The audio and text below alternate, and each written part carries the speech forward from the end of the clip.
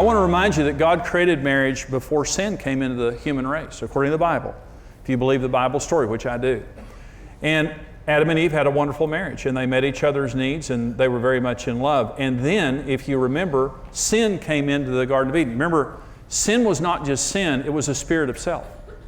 Before sin came into the human race, they were serving God and each other. Remember, Eve was called a helpmate. And Adam was her helpmate. They were equals, and they were God's servants. And Satan came into the garden and began to say, if you eat that fruit, you will be like God. And all of a sudden, everything was about them. Now, I want to tell you something about marriage, and listen to me if you would, because this will help you. Okay. Marriage was created by God to bless you and make you happy right after it kills you.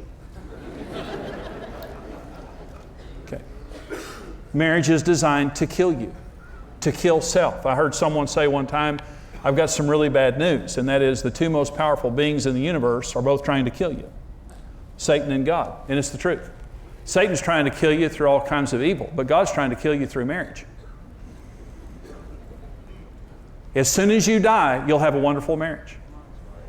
And what has to die is that selfish spirit. It's all about you. It's all about you. If your needs are getting met, everything's fine. If your needs aren't getting met, nothing's fine. But you don't measure fine by your spouse. See, here's what I tell people in marriage. You're successful when your spouse tells you you are, but you're not successful until then. A lot of people say, well, I'm a good husband. I don't know what her problem is. I'm a good husband. You're not a good husband until she says it. You know what? How pathetic is that, going around saying, I'm a good husband? One of the biggest fights that Karen and I ever got in, we were riding in the car. We had been to a mall or something, and we just, one of those stupid things that sparked a really bad fight. And I remember being in the car, humble person that I am, and I remember being in the car, and I was yelling at Karen, and I said, I'm a good husband. I'm a good husband. And I remember her looking at me like, oh, how pathetic is this? And when I look back on it, I was so defensive. I was so insensitive.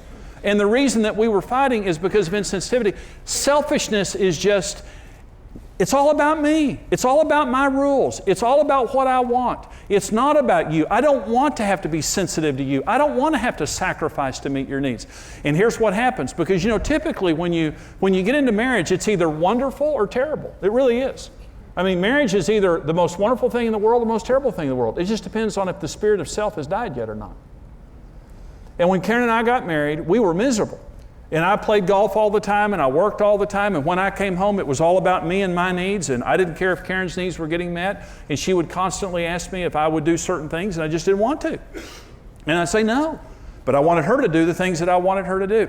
And the night that our marriage was healed, I told her to get out of the house. We had a big fight because I was so selfish. It was all about me. I was very dominant. And I dominated our home, and I dominated Karen. And I remember we fought, and I said, go in there and get out of the house and go back to your mom and dad. I'm sick of you, and I'm sick of your mouth and all that. Well, Karen went into the bedroom, and she was crying. And I remember sitting, I was a Christian, and I remember sitting there just thinking, how do you do this? How do you do this? I'm so tired of this. It's miserable. And that's when I died. That's the night I died. That's the night that the selfish, obnoxious, dominant, insensitive Jimmy finally died, and I walked into the bedroom. Karen was sobbing, and I said, I'm sorry. I'm sorry for the way I've treated you. I'm sorry for what I've done, and I've been wrong.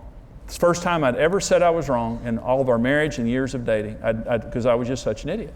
And I went in there, and I apologized, and I said, I'm sorry for the way I've talked to you. And she said, Karen stopped me, and she said, the worst thing you've ever done is the way you've talked to me.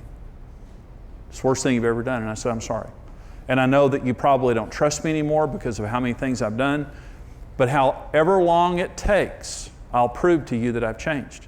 And I did. I've never gone back. I've never gone back on my word. When I told her, now I've made mistakes, but when I told her that night that I had changed, that's when I died.